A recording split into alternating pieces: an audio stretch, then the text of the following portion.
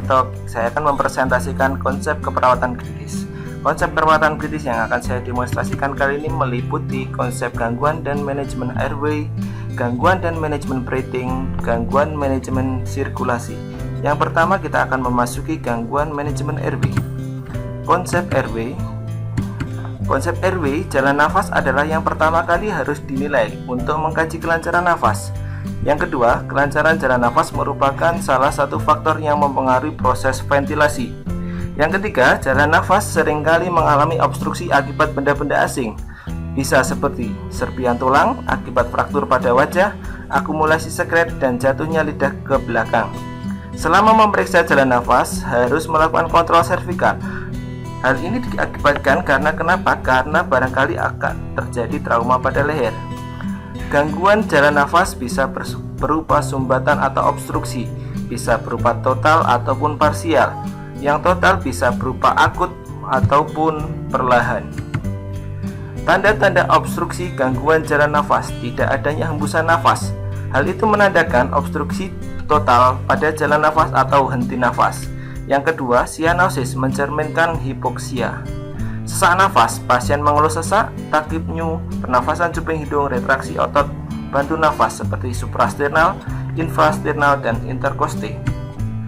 Gangguan jalan nafas, tanda-tanda obstruksi lanjutan. Yang kedua adalah pernafasan tambahan, adanya pernafasan tambahan atas, yaitu yang pertama gargling, suaranya seperti cairan pada saat berkumur-kumur.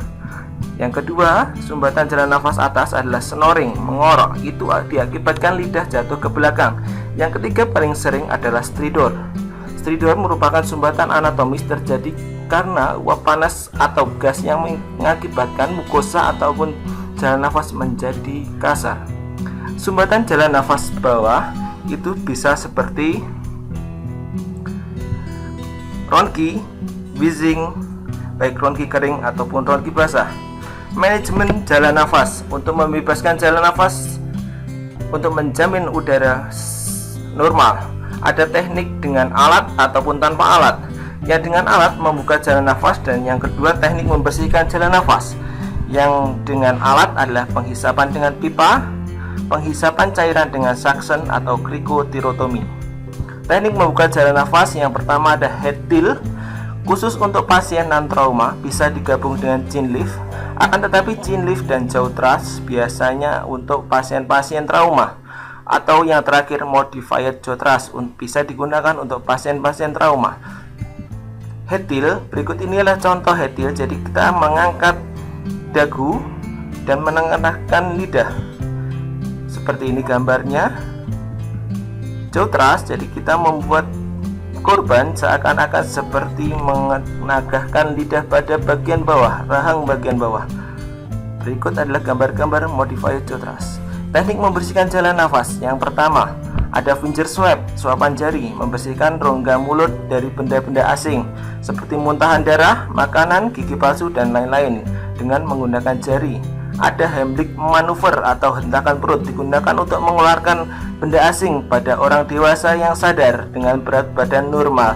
Heimlich manuver tidak bisa atau tidak boleh diberikan kepada ibu hamil karena akan mengganggu proses kehamilannya. Chest thrust atau hentakan dada, digunakan untuk mengeluarkan benda asing pada orang dewasa, bisa digunakan pada orang gemuk dan juga indikasi ibu hamil.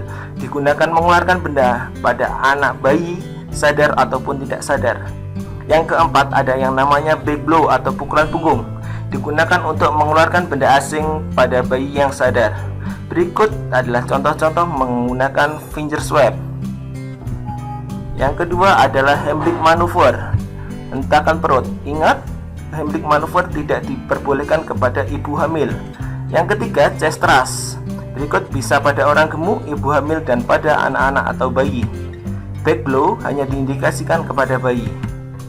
Sekarang kita akan menjelaskan pemasangan pipa atau tube. Yang pertama ada nasopharyngeal tube, kedua ada oropharyngeal tube, yang ketiga ada endotracheal tube.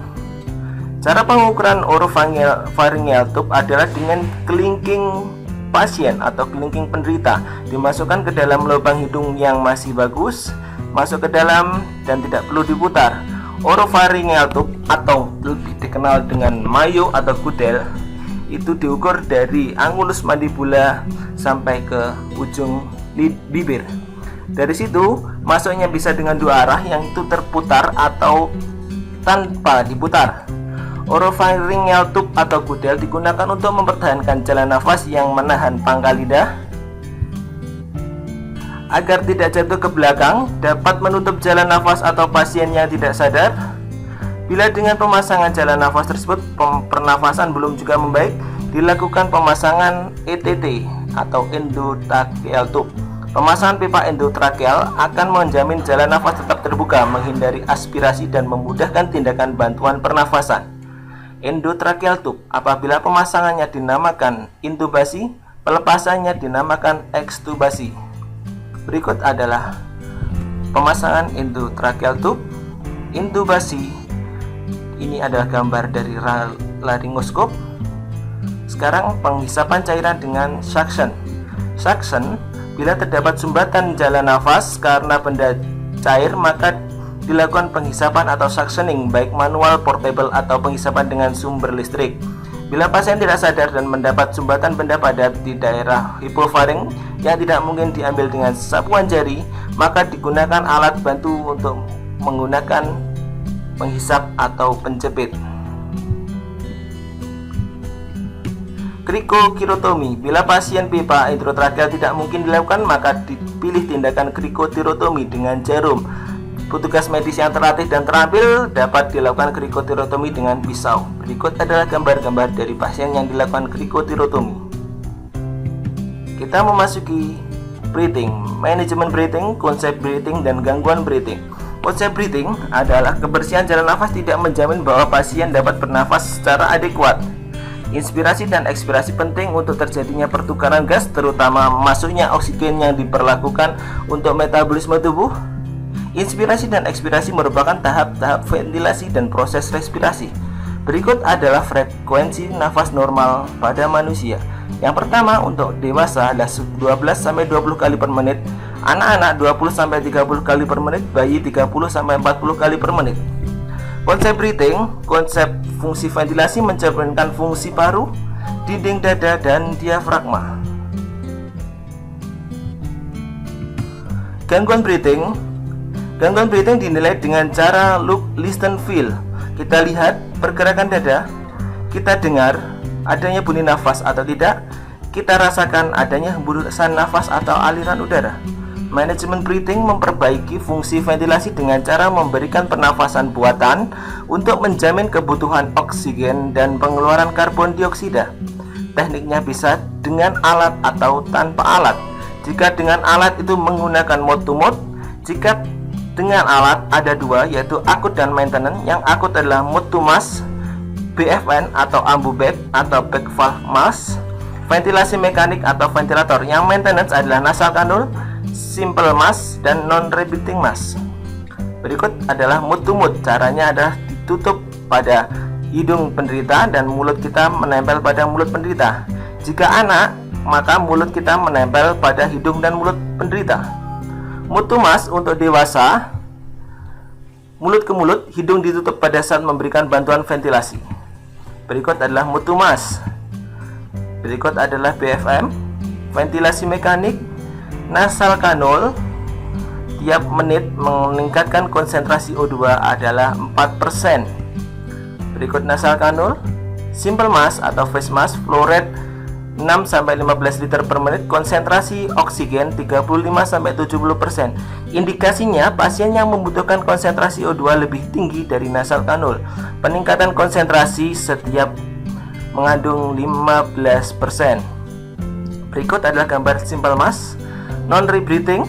Untuk non-rebreathing, aliran oksigennya antara 6-15 liter, konsentrasinya 60-100%. Pasien yang membutuhkan konsentrasi oksigen sangat tinggi dan tidak memerlukan intubasi pada endotracheal.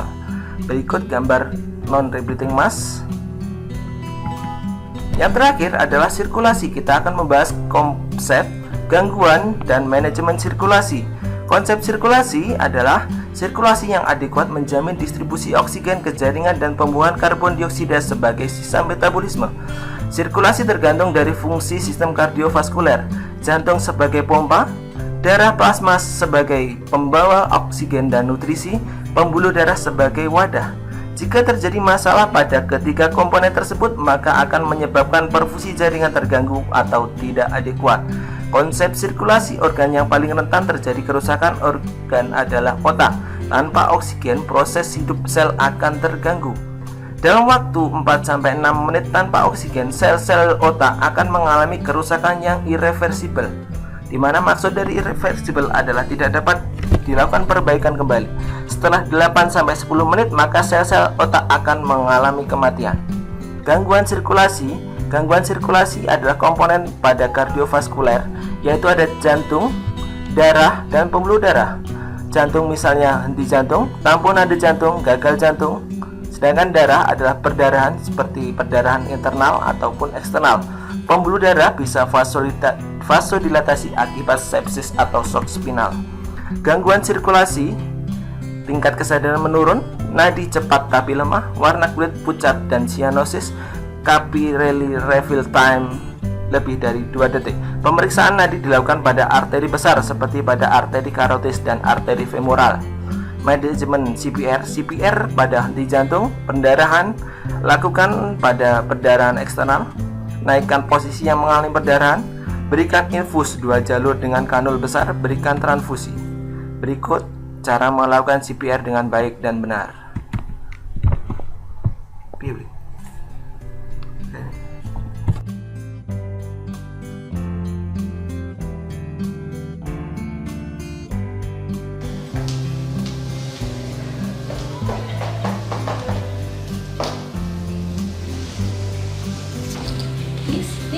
Tis, tolong, ada pasien nggak sadar.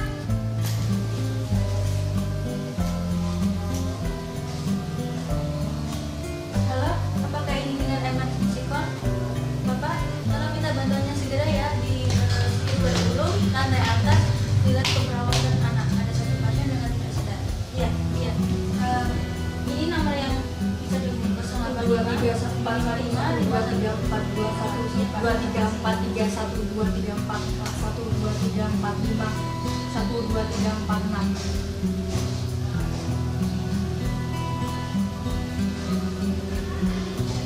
Siap. 1 2 3 4 1 1 2 3 4 2 1 2 3 4 3 1 2 3 4 4 1 2 3 4 5 1 2 3 4